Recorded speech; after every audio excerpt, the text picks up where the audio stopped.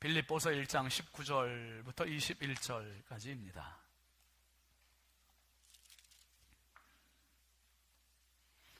빌립보서 1장 19절부터 21절까지 신약성경 318면에 있습니다. 우리 함께 읽겠습니다.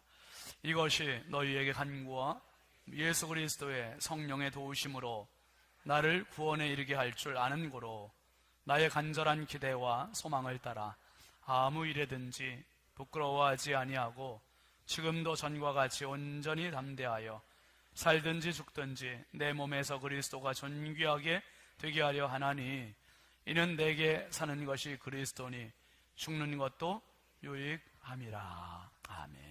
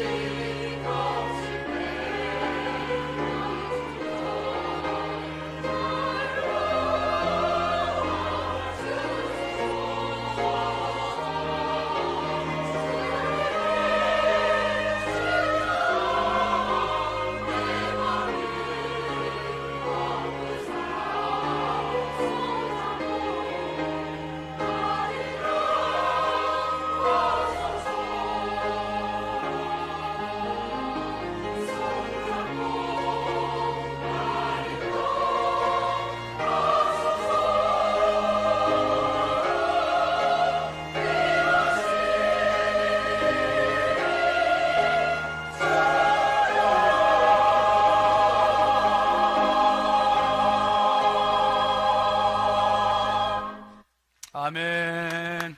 우리 하나님께 영광의 박수합시다. 할렐루야. 오늘 우리 교회 새로 등록하시는 새 가족이 있습니다. 롯데캐슬에서 오셨네요. 백순자 권사님이시네요. 백순자 권사님 어디 계세요? 잠깐 자리에서 환영합니다. 잘 오셨습니다. 감사합니다. 네, 잘 오셨습니다. 네, 2부에도 새 가족이 오셨었는데 우리가 박수가 조금 적은 것 같아요. 여러분, 한 분을 전도하거나 인도하거나 이렇게 초청하거나 쉬워요, 어려워요? 어렵군요. 근데 뭐 어려운데 이렇게 한 분이 오셨는데 이 정도 박수로 대접해가지고는 안 되겠죠?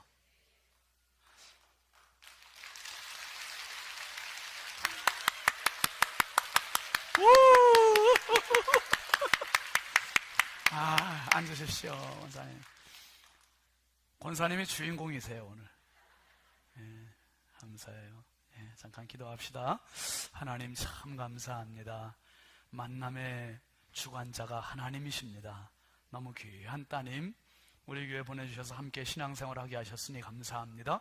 지금까지도 주의 은혜 가운데 살아왔지만 하나님, 우리 교회에서 신앙생활하면서 신앙이 뭔지, 천국이 어떤 곳인지, 하나님 예수님이 얼마나 우리를 사랑하시는지를 더 깊이 경험하는 축복의 생애가 되게 하여 주시옵소서. 우리 신성교회가 이 인근 지역의 많은 영혼을 살리고 하나님의 기쁨이 되고 하나님께 영광을 돌리는 교회 되게 하여 주시옵소서. 아버지의 시간도 연약하고 부족한 종 주님 손에 의지합니다. 사용하여 주시고 주의 은혜, 주의 축복, 주의 통로로 사용하여 주옵소서. 믿사옵고 예수님의 이름으로 축복하며 간절히 기도합니다. 아멘. 할렐루야. 우리 앞뒤 좌우 축복합시다. 사랑합니다. 축복합니다. 반갑습니다. 은혜 받읍시다. 한 주간 잘 지내셨지요? 예, 이제 3월 지나고 4월이 되니까 또 3월의 봄하고 4월의 봄은 또 다른 것 같아요. 그죠? 어제 우리 권사님 가정에 이제 결혼식 있어 갔는데, 야, 4월의 신부가 정말 예쁘더만요. 그러니까 4월의 신부가 예쁜가? 원래 봄판이 예쁘죠? 자, 한번 따라 합시다. 행복의 날개로 부흥하라. 행복의 날개로 승리하라. 여러분이 그 장본인이 꼭 되시길 주의 이름으로 축원합니다. 오늘 말씀 제목 같이 아시죠? 초월의 은혜. 여러분, 제가 이게 새벽에 보면 뭐 주일에도 그렇습니다만은 이렇게 앉아 계신 여러분들이 생활 현장에서 참 열심히 사시고 이 치열한 생존 경쟁에서 열심히 버텨나가시는 그 모습들을 너무너무 고맙게 생각을 해요. 어떤 땐 가슴이 찡할 때도 있어요. 새벽 기도 이제 1부, 2부 끝나고 이렇게 밖에 나가면 그 엄청난 차량 물결들이 막 그 아침, 이른 아침부터 가잖아요. 그 지나가는 모습들을 보면서, 야, 우리나라가 저분들 때문에 이렇게 발전을 이루고 있지, 이렇게 부자가 되고 있지. 그 생각하면 참 고마운 마음이 드는 거예요. 그러면서 지난 주간에 아마 보신 분들도 계시겠습니다만 인터넷 뉴스에 출퇴근 평균 3시간이라는 그런 보도가 나온 적이 있었습니다. 그래서 그 보도를 주일날 이거 교우들하고 한번 좀 나누면 좋겠다 해서 제가 그 기자와 앵커를 모시고 왔습니다. 한번 잠깐 보시죠. 네, 오늘 아침 서울 지하철 사당역 주변의 풍경입니다. 이 일대가 수도권에서 대중교통을 타고 내리는 사람이 가장 많은 곳인데 보시는 것처럼 말 그대로 전쟁터 같습니다. 네, 이렇게 수도권에서 대중교통으로 출근을 하는데 걸리는 시간 평균 1시간 21분이라는 조사 결과가 나왔는데요. 퇴근하는 시간까지 더하면 출퇴근 시간 최소 3시간이 넘게 걸리는 겁니다. 자, 이걸 1년으로 환산을 해보면 무려 한 달을 길 위에서 보내는 셈인데 빅데이터로 본 출퇴근 상황을 먼저 강현섭 기자가 정리했습니다. 오전 8시 경기도 김포에서 서울로 진입하기 위한 올림픽대로 입구입니다. 끝이 보이지 않을 정도로 출근 차량들로 가득합니다. 서울로 진입해도 사정은 비슷합니다. 4차선 도로는 출근 차량으로 꽉 막혀 있고 길게 늘어선 버스 정류장에는 수백 명의 사람들이 쏟아집니다. 지하철로 갈아탈래도 버스로 갈아탈래도 수십 미터의 줄을 서야 합니다. 1시간 반 정도. 사람 많은 건 너무 많고요. 차를 가져오기가 엄두가 안 날 정도로. 국토교통부가 지난 1년간 교통카드 사용을 분석해봤더니 대중교통으로 출근하는 사람은 수도권에서만 하루 평균 719만 명. 시간이 얼마나 걸렸는지 보니 출근에만 평균 1시간 21분을 보내고 있었습니다. 서울에 사는 직장인은 43분, 경기도에서 서울로 출근에는 1시간 17분, 인천에서 서울로는 1시간 24분이 걸렸습니다. 이 시간은 교통카드를 찍고 버스나 지하철로 이동하는 시간만 잰 거라 역까지 가고 차 기다리는 시간까지 포함하면 매일 출퇴근에 최소 3시간 넘게 걸리는 겁니다. 아침에 뭐 일어나서 뭐 준비하고 뭐 그런 거 하면 더 걸리는데 뭐 2시간 정도? 뭐 피곤하기는 한데 뭐 일해야 되니까 어쩔 수 없죠. 교통수단은 경기도 직장인은 버스와 지하철을 같이 이용해 평균 1.3회 환승했고 인천은 주로 지하철 이용해 1.2회 환승했습니다. OECD 국가의 평균 출퇴근 시간은 28분. 하지만 우리나라 수도권 직장인들은 6배 많은 시간을 매일 길 위에서 보내야만 했습니다. 금방 그 전철 안에 탄 사람 보셨어요? 신성교회 교인이었는데. 저 무리 속에 우리가 다 섞여 있잖아요. 참 1년 중에 한 달을 길에서 이렇게 출퇴근 시간으로 보내는 우리 교우들 중에서도 서울로 출퇴근하시는 분들, 또 연안부두 쪽으로 이렇게 다니시는 분들, 뭐 각지로 참 많이들 계세요. 삶의 현장에서 그 자리를 빛내고 계신 여러분들을 정말 축복합니다. 예. 네, 여러분, 일생이 그렇게 길지 않지요. 80년을 산다고 하면 더 살지만 80년을 산다고 해봤을 때 날짜 수로 세보면요 29,200일밖에 안 돼요. 29,200일. 그런데 그 29,200일 중에서도 잠자는 시간으로 보내는 날수가 약 9,300일, 밥 먹는 시간으로 보내는 날수가 2,600일, 그리고 공부하고 일하고 해서 한 만일, 1만일 정도. 남는 시간이 한 6,000일 정도밖에 안 되는데 그 6,000일 정도에서도 이제 옷을 갈아입는다든지 목욕을 한다든지 뭐 그런 시간으로 보내는 시간들, 이래저래 화장을 한다든지 보내는 시간들이 약 1,300일 정도. 그리고 보니까 결국 남는 시간이 한 4,700 정도, 4,700일밖에 안 되는데 그 4,700일에서도 우리가 이미 20세가 넘었다 그러면 80세 중에서 벌써 4분의 1이 끝난 거니까 거기서도 여러분 또 얼마 또 빠져야 되죠? 40세가 지났다 그러면 또 절반이니까 또 빠져야 되죠? 결국 이래저래 TV 보는 시간, 인터넷 하는 시간, 게임하는 시간 이런 걸 다 추려보고 나머지를 보니까 약 300일밖에 안 남아요. 300일. 300일이면 1년 남짓이에요. 1년 정도밖에 안 되는 시간을 아까 그 아가씨가 했던 이야기, 그 자매 했던 이야기가 생각나잖아요, 여러분. 피곤하긴 한데 일해야 되니까 그 다음에 뭐라 그랬어요? 어쩔 수 없다. 그냥 떠밀려 사는 거예요. 휩쓸려 가는 거야, 그냥.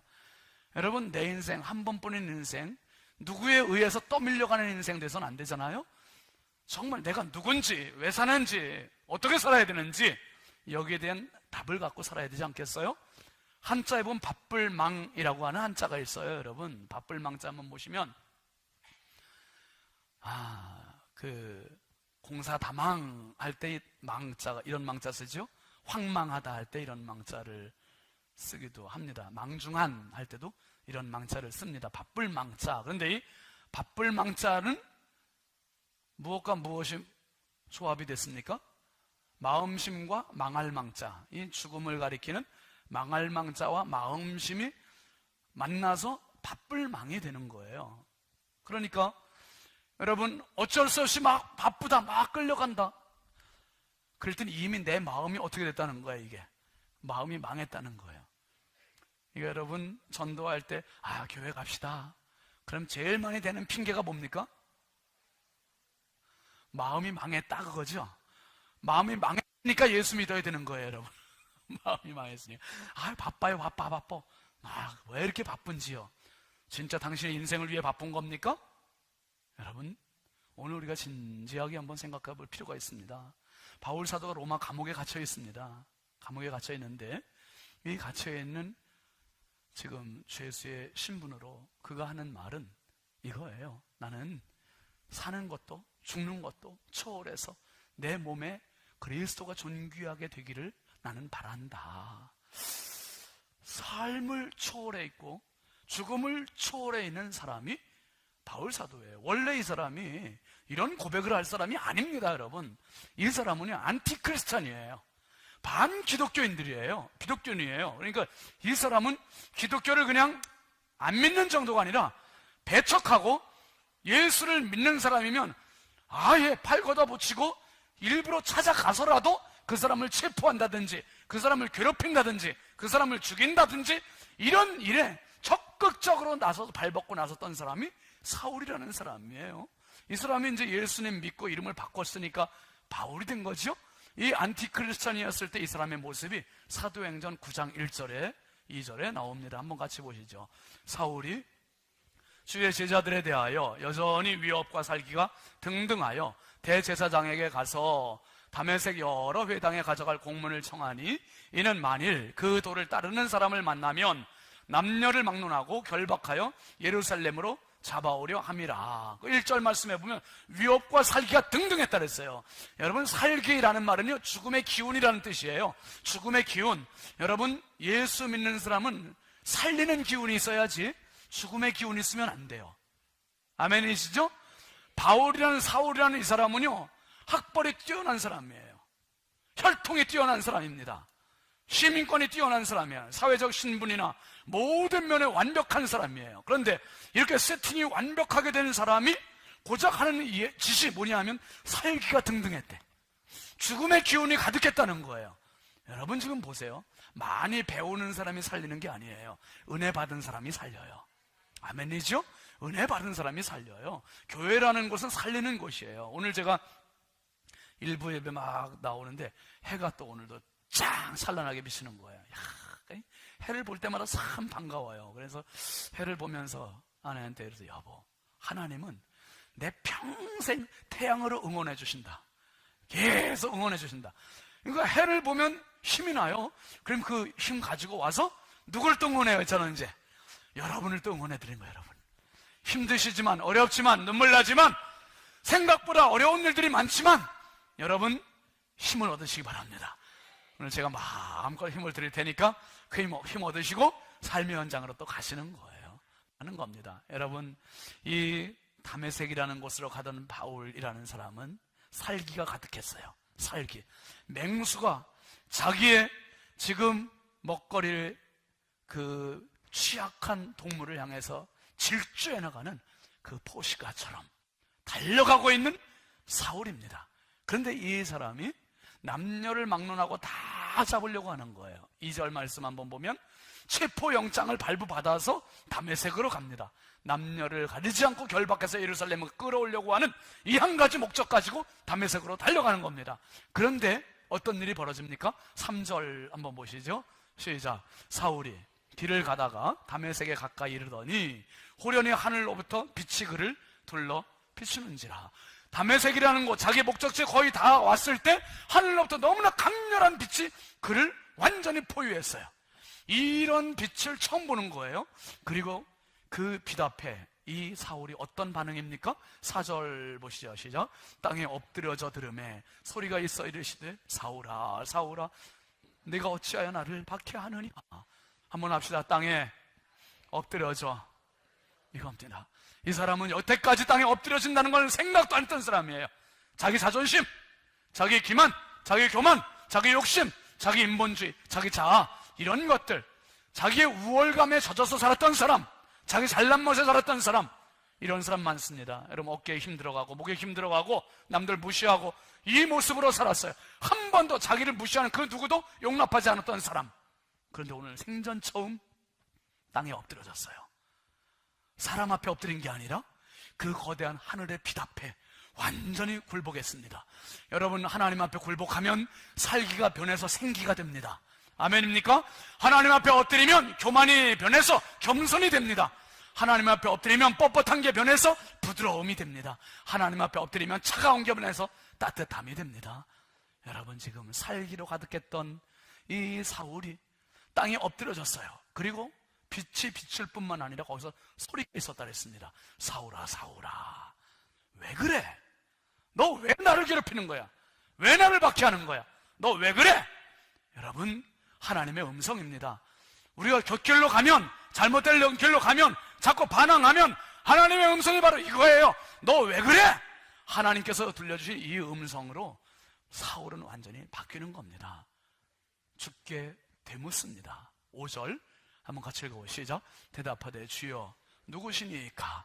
이르시되 나는 내가 박해하는 예수야. 예수야. 예수님에 대해서 그렇게 이단시했고 예수 믿는 자들에 대해서 그렇게 미워했던 사울이 자기가 왜 그랬는지도 몰랐어요. 예수를 너무 몰랐어요. 알고 봤더니 예수는 이단이 아니었어요. 예수는 생명이었어요. 예수는 빛이었어요. 예수는 영생이었어요. 이걸 아는 순간 자기가 고꾸라졌고 자기가 굴복했고 자기가 예수의 사람이 되는 겁니다. 사랑하시는 성도 여러분, 오늘 나에게 가지고 있는 뭐가 나를 그렇게 우월하게 만듭니까? 뭐가 나를 자꾸 뻣뻣하게 만들죠? 뭐가 나를 자꾸 남들을 무시하는 사람으로 만듭니까? 여러분, 우월감도 문제지만 열등감도 문제예요. 뭐든지 내 안에 있는 그것을 주님 앞에 엎드릴 수 있기를 주의 이름으로 축원합니다. 엎드려야 살아요. 엎드려야 힘을 얻어요. 엎드려야 회복이 돼요. 엎드려야 치유가 됩니다. 주님 앞에 엎드리는 이 사람을 주께서 뭐라고 하십니까? 15절 가서 한번 보시죠. 시작. 주께서 이르시되 가라, 이 사람은 내 이름을 이방인과 임금들과 이스라엘 자손들에게 전하기 위하여 택한 나의 그릇이라. 여러분, 인생은 자기 능력 가지고 되는 게 아니에요. 능동적으로 되는 게 아니라 수동적으로 되는 겁니다. 하나님께서 인도하신 대로 되는 거예요. 내가 주인이라면 내가 인생을 다 내 마음대로 되죠. 그런데 안 될 때가 너무 많지 않습니까? 일부 예배는 어르신들 많이 나오시니까 제가 오늘 여쭤봤잖아요. 어르신들, 내 인생의 주인이 나라면 혹시 언제 돌아가실 거 계획하셨습니까? 그랬더니 그냥 웃고 마세요. 여러분 같이 웃고 마세요. 저는 언제 죽을 거 다 계획했습니다. 그랬더니요, 쳐다보시길래 제가, 저는 참고로 2045년 8월 15일 날 죽으려고 합니다. 그래서 2045년 8월 15일을 뭔 날이냐 하면 그날이 우리나라 해방 100년 되는 해입니다. 그리고 제가 80세 되는 날입니다. 그러니까 은퇴하고 10년 더 살면 되지 않을까 해서 그렇게 잡아봤고, 8월 15일은 해방된 날이니까, 광복절이니까 이 땅에서 그냥 육신의 장막 다 훌훌 벗어버리고 하나님 앞에 가면 좋겠다 해서 그렇게 정했는데, 그거는 내 맘이고 하나님께서 8월 16일 날 오라 하시면 그냥 16일 날 가는 거지. 제 마음대로 안 돼요. 여러분, 사람의 주인은 사람이 아니라 하나님이세요. 하나님. 한번 따라 합시다. 나는 하나님의 그릇이다. 그릇이에요, 그릇. 여러분, 이 세상에 내 계획 가지고 태어난 사람 아무도 없습니다. 하나님께서 보내셨을 때는, 하나님께 태어나게 하셨을 때는 나를 그릇으로 쓰고 싶으셔서 부르신 거라 이 말이에요. 하나님께서 사울을 선택하신 것은 그릇으로 쓰시려고. 그러니까 소명에는 사명이 반드시 따라옵니다. 소명과 사명은 같이 가는 거예요. 어떤 사람은 질그릇, 어떤 사람은 나무그릇, 어떤 사람은 금그릇, 어떤 사람은 은그릇, 어떤 사람은 큰 그릇, 어떤 사람은 작은 그릇, 어떤 사람은 예쁜 그릇, 어떤 사람은 못난 그릇. 그릇의 종류가 너무너무 다양하지만 다 그릇이라는 공통점을 갖고 있다 이 말이에요. 하나님께서 사울이라는 사람을 부르셨어요. 고꾸라뜨리시고 부르시고 그를 그릇으로 만드셨습니다. 여러분, 사울이 이렇게 깨닫고 보니까, 이렇게 고꾸라지고 보니까, 엎드려지고 보니까 알게 된 게 뭐냐 하면, 아하, 내가 아는 게, 내가 갖고 있는 게, 내 능력이 너무너무나 보잘것없는 거구나. 하나님 앞에 명함도 내밀 수 없는 것들이구나. 이렇게 깨닫는 거예요. 자기의 학벌, 자기의 혈통, 자기의 문화, 자기가 갖고 있는 누렸던 모든 것들이 너무너무 보잘것없는 것을 알게 됐습니다. 그래서 고백하는 말이 빌립보서 3장 5절 이하의 말씀입니다. 같이 보시죠. 시작. 나는 8일 만에 할례를 받고 이스라엘 족속이요 베냐민 지파요 히브리인 중에 히브리인이요 율법으로는 바리새인이요, 그 다음에 열심으로는 교회를 박해하고 율법의 의로는 뭐가 없다고요? 흠이 없는 자래요. 아주 깨끗한 흠이 없는 자래요. 이런 사람이 대체 누가 있습니까, 여러분? 그런데 사울은 자기를 이렇게 얘기를 한 거예요. 자기는 율법적으로도 흠이 없고, 자기는 학적으로나, 자기는 시민권적으로, 신분적으로나 모든 면에서 완벽하다 이 말이에요. 완벽하다. 그런데 그 다음 절 말씀 보면요, 7절과 8절 보시죠. 시작. 그러나 무엇이든 내게 유익하던 것을 내가 그리스도를 위하여 다 뭐로 여기고 해로 여긴다. 해로 여길 뿐더러. 그 다음에 8절에 또한 모든 것을 해로 여김은 내 주 그리스도 예수를 아는 지식이 어떤 지식입니까? 가장 고상하기 때문이라. 내가 그를 위하여 모든 것을 잃어버리고 배설물로 여김은 그리스도를 얻고. 여러분, 빛 앞에 가기 전까지는 자기가 최고인 줄 알았어요. 자기가 가지고 있는 거, 자기가 아는 지식, 이게 최상인 줄 알았어요. 그런데 하나님의 빛, 예수 그리스도를 만난 뒤에 깨달은 것은 예수 그리스도를 아는 지식이 최상위의 지식이구나, 최고의 지식이구나. 최선의 지식이구나, 절대 지식이구나, 이걸 깨닫게 된 거예요. 세상의 지식은 죽이는 지식이요, 살기의 지식이요. 그런데 예수의 지식은 살리는 지식이요, 생명의 지식이요, 최상의 지식이요. 사랑하시는 성도 여러분, 세상의 학력이 비록 짧다 할지라도 예수 앞에 나오면 그 사람은 최고의 지식인이 되는 겁니다. 아멘이시죠? 최고의 지식인이 되는 거예요. 얼마나 멋진 고백입니까? 그러면서 하는 말이, 내가 가지고 있던 것들은 다 해로 여기고 배설물로 여긴다. 그러면서 로마서 14장 8절 말씀에 바울사도 이런 고백을 합니다. 시작. 우리가 살아도 주를 위하여 살고 죽어도 주를 위하여 죽나니 그러므로 사나 죽으나 우리가 주의 것이로다. 이 사람은 이제 깨달았어요. 알았어요. 뭘 알았습니까? 왜 살아야 되는지, 어떻게 살아야 되는지 아는 거예요. 지금 감옥에 갇혀 있으면서도 몸은 지쳐있고 병들었고 아프고 힘들지만 이 상황에서도 죽어도 유익이요, 살아도 유익이요, 내가 살아도 주를 위하여, 죽어도 주를 위하여. 그러니까 why와 how의 문제가 해결된 거예요. 여러분, 아까 그 아가씨의 얘기가 뭐였습니까? 피곤하지만 일을 해야 되니까 어쩔 수 없죠. 어쩔 수 없죠. 여러분, 어쩔 수 없이 살아가는 인생입니까? 아니잖아요. 그렇게 휩쓸려 가더라도, 떠밀려 가더라도 나의 분명한 정체성이 있어야지. 내가 오늘 왜 직장에 가야 되는지, 왜 돈을 벌어야 되는지, 내가 왜 일을 해야 되는지, 내가 왜 이 자리에 앉아 있는지 분명한 답이 있어야 되는 거 아니냐, 이 말이에요. 바울 사도는 이걸 가지고 있었어요. 뭡니까? 사나 죽으나 우리가 누구의 것이야? 주의 것이다. 예수님 것이다. 하나님 것이다. 이것을 분명히 알았습니다. 이 한 번의 사건, 다메섹 도상에서의 이 사건이 바울을 어떻게 했냐면 평생 끌고 가게 만들었고, 평생 승리롭게 만들었고, 평생 예수 위한 삶을 살게 만들었어요. 왜? 어떻게 이렇게 지속적으로 그렇게 살 수 있게 해줬죠? 두 가지를 오늘 본문에서 이야기하는 겁니다. 빌립보서 1장 19절 한번 보시죠. 시작. 이것이 너희의 간구와 예수 그리스도의 성령의 도우심으로 나를 구원해 이르게 할 줄 아는 거로. 두 가지입니다. 한번 따라 합시다. 너희의 간구, 성령의 도우심. 이 두 가지예요. 너무너무 중요한 겁니다. 바울 사도는 이걸 알았던 거예요. 아하, 기도의 힘을 알았던 거죠. 한번 합시다. 기도는 능력이요, 약속이요, 힘이다. 믿습니까? 기도하시기를 바랍니다. 여러분, 기도 중에 바울 사도가 이야기하는 이 기도는 중보 기도예요. 너희의 간구, 바울 사도가 감옥에 있지만 빌립보 교인들이 나를 위해서 해주는 그 기도, 이 기도의 생명력을 지금 느끼고 있는, 기도의 힘을 느끼고 있는 거예요. 지금 피를 받고 있는 겁니다. 여러분, 이 중보라는 말은 히브리 말로 파가라고 그래요. 파가라는 말은 만나다라는 말이에요. 뭘 만납니까? 기도의 자리에 가면 내가 하나님을 만나게 되는 거예요. 기도의 자리에 가면 악한 마귀 사탄을 만나게 되는 겁니다. 어떻게 해요? 기도의 자리에 가는 순간 하나님께서 응답의 약속을 가지고 문을 열어주세요. 열어주시는 순간 기도의 자리에서 하나님의 도움을 받는 겁니다. 기도의 자리에서 하나님의 도움을 받아요. 또 기도의 자리에서 악한 마귀 사탄을 대적하고 결박하고 물리치는 이 기도를 하게 돼요. 그러니까 기도의 자리에 가면 만나는 거예요. 파가하는 겁니다. 하나님을 만나고 사단을 만나고. 특별히 기도의 자리에 가서 내가 아무개 장로님을 위해서 기도한다, 아무개 권사님을 위해서 기도한다, 그랬을 때 그분을 기도의 자리에 내가 임의로 초청하는 거죠. 그리고 하나님과 만나게 해주는 거예요. 만나게.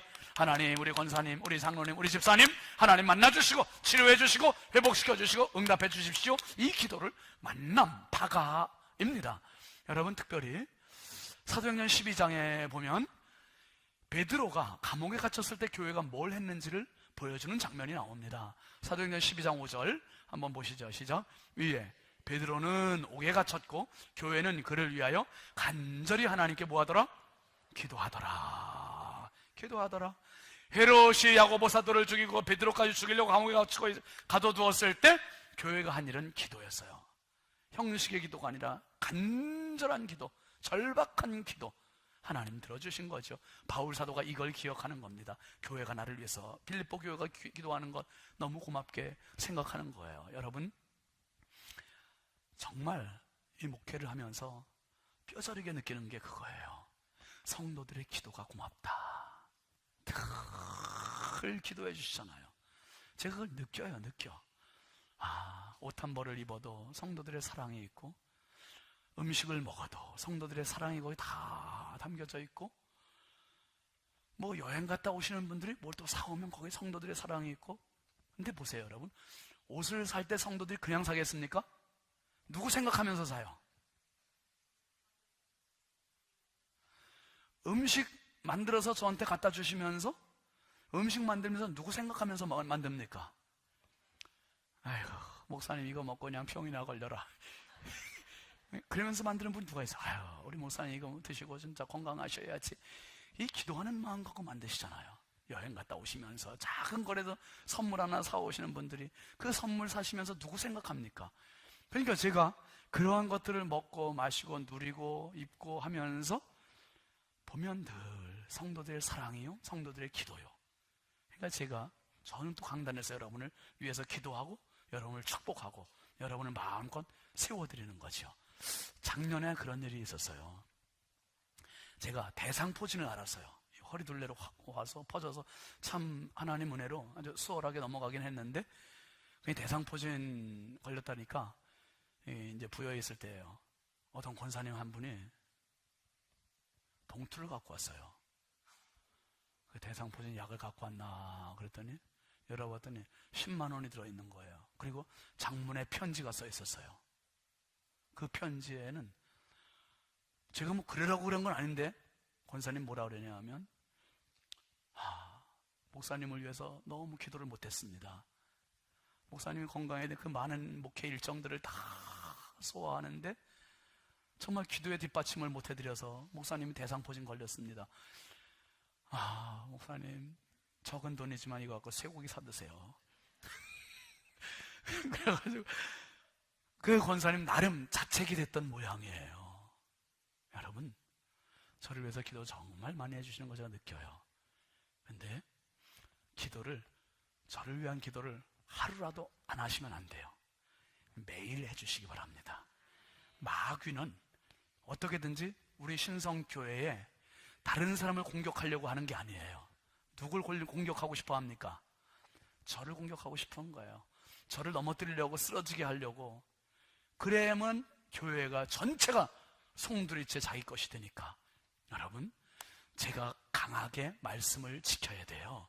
그러니까 여러분들이 매일매일 저를 위해서 기도해 주시는데 부탁이에요. 하루에 2분은 신윤진 목사를 위해서 기도한다.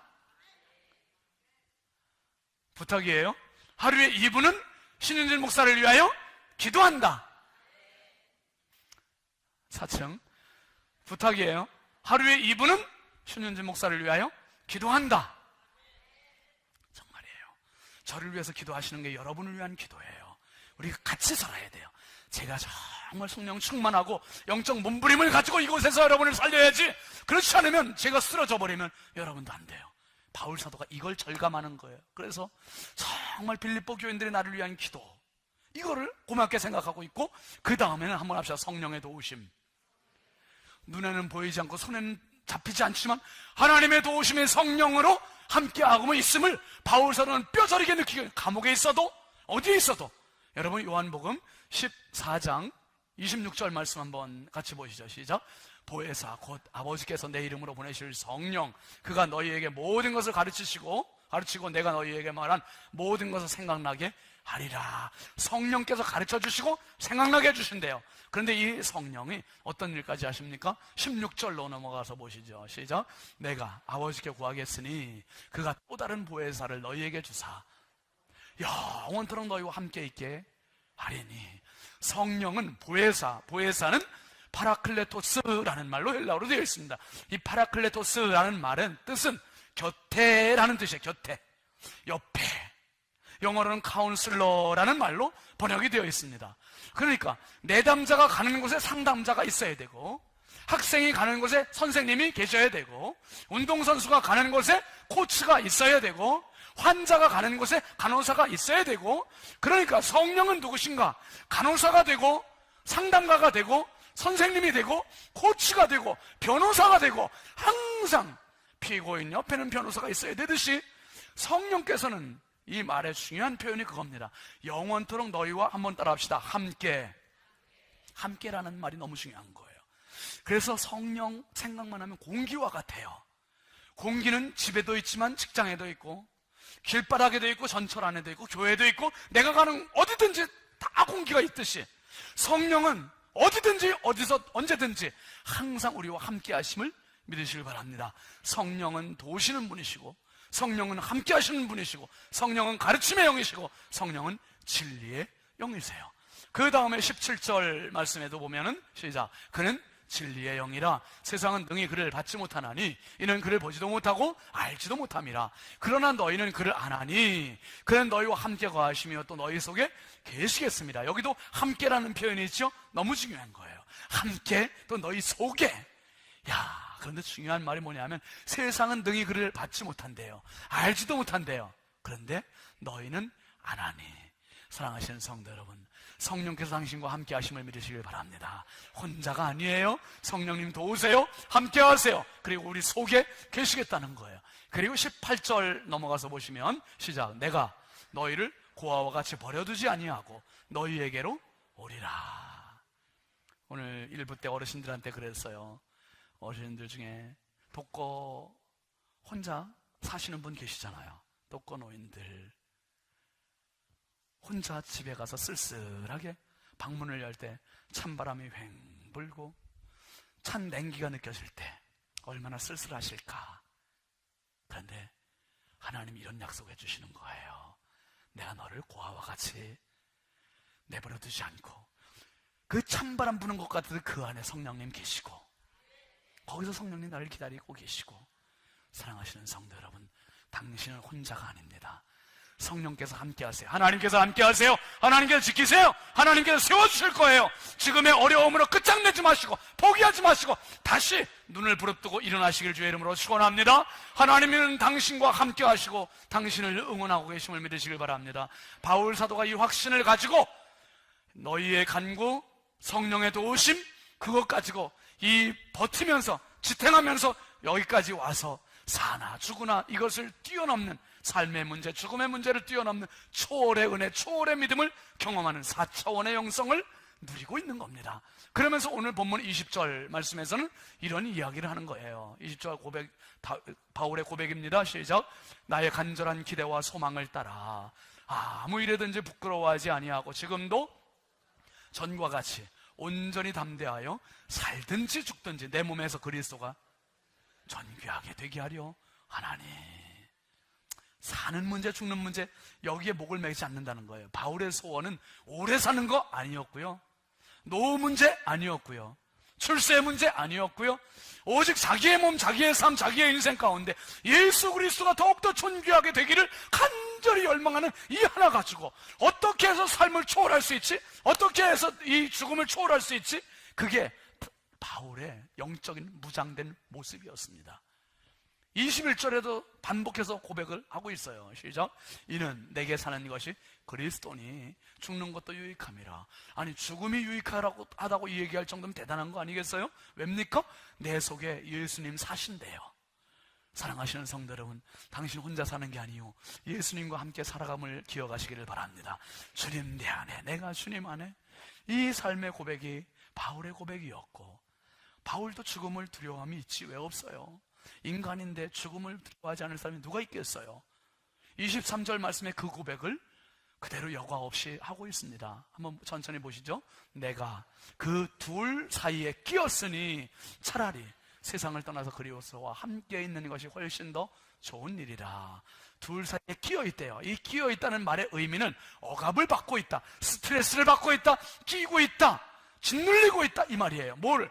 삶과 죽음 사이에 아주 잔뜩 끼어서 옴짝달싹하지 못하고 있는 자기의 모습을 그대로 표현해주고 있는 말입니다. 그러면서 세상을 떠나서 그리스도와 함께 있는 것이 훨씬 더 좋은 일이라. 한번 합시다. 세상을 떠나서. 세상을 떠난다는 말이 죽음이라는 말이잖아요. 죽음. 여기서 떠나서 라는 말이 아날리오라는 말로 헬라어에는 되어 있습니다. 그 아날리오라는 말의 의미는 군사적인 용어입니다. 로마 군사들이 적군과 전투를 벌여요. 전투를 벌일 때 평야에서 전투를 하고 거기서 치열하게 죽이기도 하고 부상을 당하기도 하고 그러면서 싸우다가 밤이 되면 자기의 진으로 돌아갑니다. 진으로 가는데 그 전쟁터에서 텐트를 치고 낮에는 광야의 평야에서 싸우고 밤에는 진에서 쉬고 전쟁이 끝나기 전까지는 이 진에 머무는 거예요. 그런데 그 다음날 전투를 통해서 상대방을 이겼습니다. 이제 전쟁에서 이기면 환호성을 지르는 거예요. 이겼다! 전쟁 끝났다! 그러면서 어디로 갑니까? 텐트로 가요. 텐트로 가서 줄을 푸는 겁니다. 팽팽하게 늘어져 있던 이 텐트를 쳤던 그 밧줄, 말뚝 받고 말뚝과 텐트를 연결시켰던 그 줄을 푸는 거예요. 이 줄을 풀 때 쓰는 용어가 아날리오라고 하는 거예요. 아날리오. 그러니까 밧줄을 풀 때 이 팽팽한 밧줄, 팽팽한 텐트가 밧줄을 딱 푸는 순간 어떻게 됩니까? 팽팽했던 것이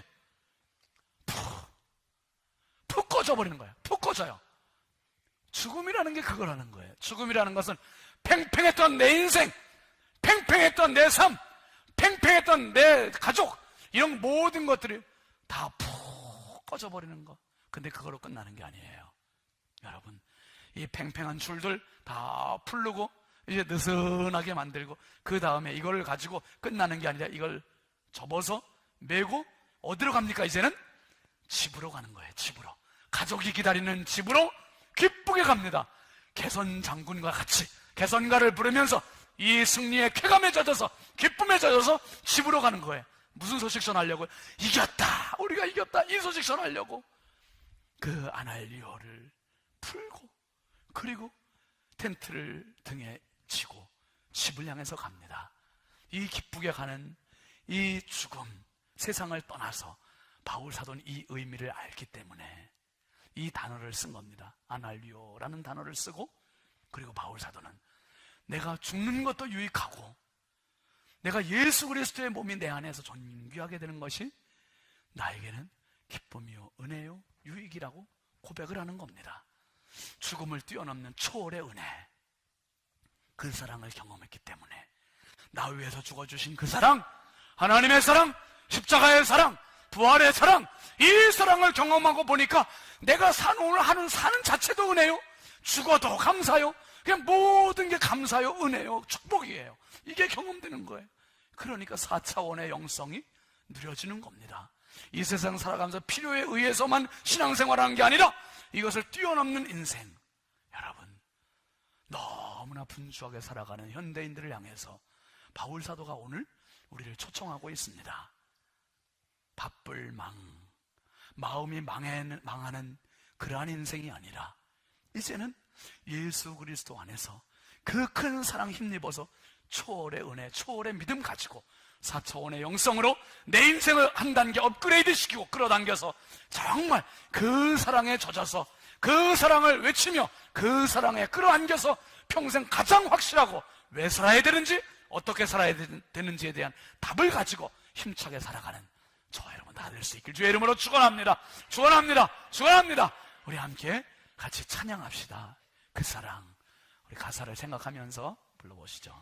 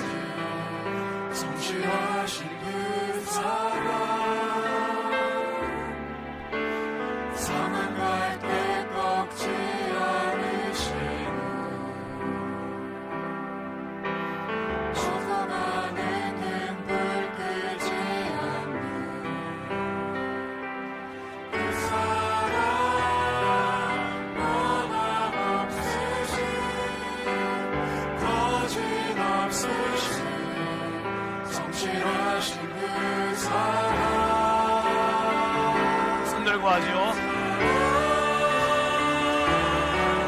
그 사랑 날 위해 죽으신 날 위해 하신 예수 그리스도 다시 오실 그 사랑 죽음도 생명도 천사도 하늘의 어떤 권세도 끊을 수 없는 영원한 그 사랑 예수 아버지의 사랑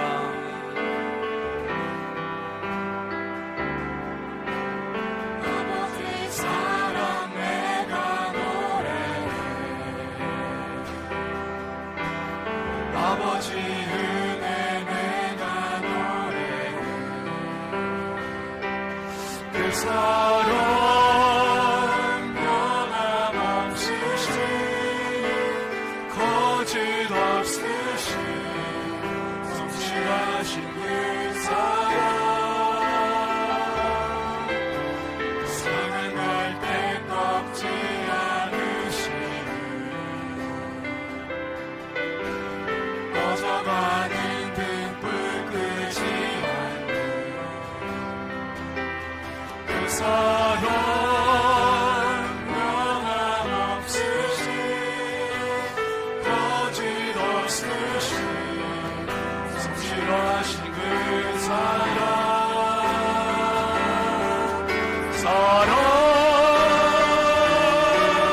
그 사랑 날 위해 죽으신 날 위해 다시 사신 예수 그리스도 다시 오실 그 사랑 죽음도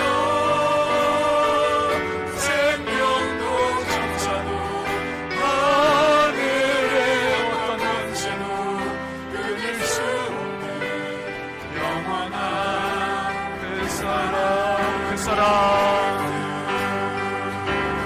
그 사랑 날 위해 죽으신 날 위해 하신 사신 예수 그리스도 다시 오실 그 사랑 죽음도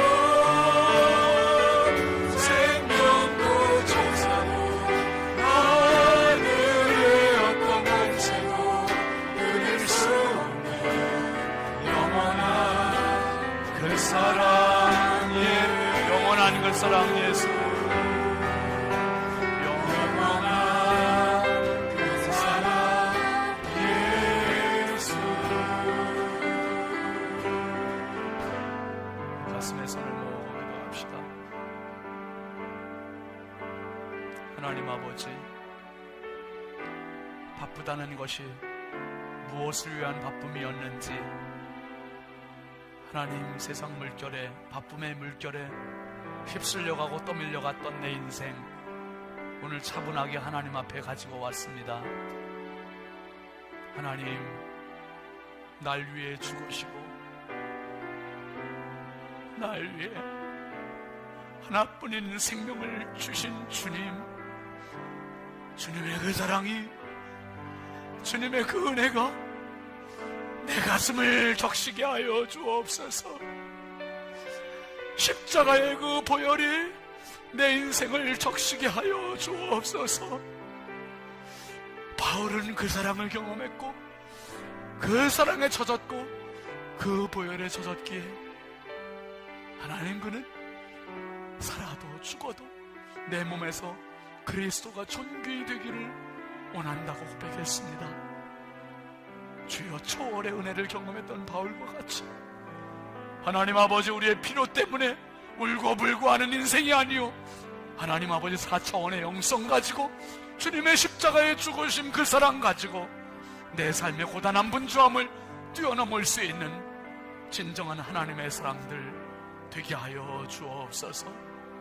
이 사순절 이 십자가의 골고다까지 이 믿음 가지고 이 사랑 가지고 이 은혜 가지고 함께 나아가는 우리 모든 신성의 가족들 되게 하여 주옵소서. 예수 그리스도의 이름으로 축복하며 기도합니다. 아멘. 우리 하나님께 영광의 박수합시다. 할렐루야. 앞뒤 좌우 축복합시다. 당신은 하나님의 사람입니다. 당신은 하나님의 사람입니다. 우리 승리하시길 바랍니다. 함께 일어나서 파송 찬송하겠습니다.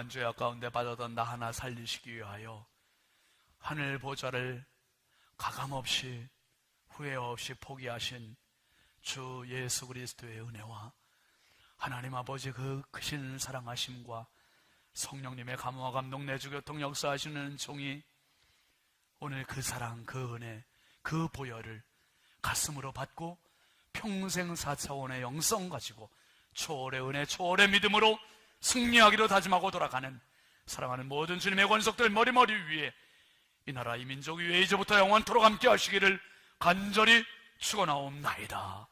아멘.